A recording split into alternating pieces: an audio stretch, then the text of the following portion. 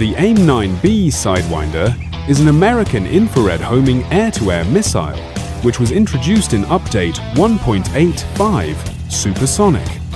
The AIM-9B is the earliest and least capable member of the Sidewinder family of missiles found in the game. It was the basis for the later Sidewinder missiles, as well as many other missiles found in the game.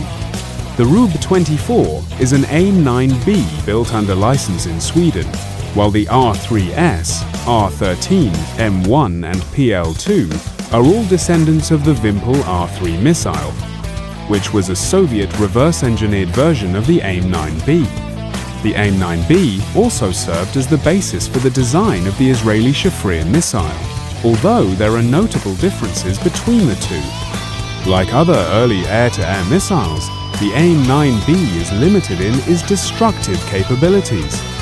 Although it contains enough explosive filler to eliminate or cripple an enemy given a direct hit, those direct hits may be hard to come by. For one, this missile only has a 10G overload. Therefore, it is quite easy for an enemy to dodge it. All the enemy needs to do is to turn slightly, and the missile will likely miss. For greatest lethality, use this missile on slow targets that cannot maneuver well, though, in this case, guns may be just as effective. Still, as one of the first air-to-air missiles in the game, the missile is quite effective for dealing with enemies in the right circumstances. Careful positioning and trigger discipline are required. In lower-tier jet combat, the AIM-9B is the gold standard for long to medium-range air-to-air combat.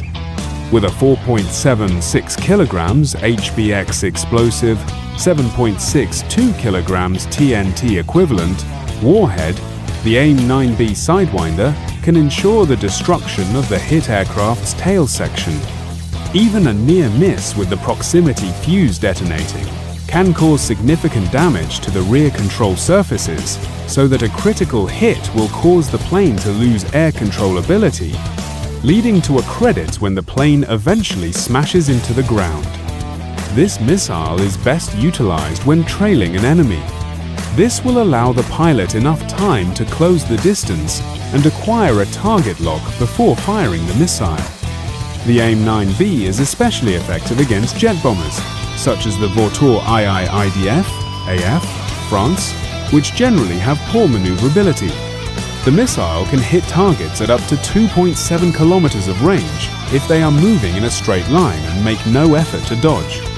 You can use this to your advantage by launching at aircraft high above you, who believe themselves to be safe due to their altitude, and may thus neglect to check their rear.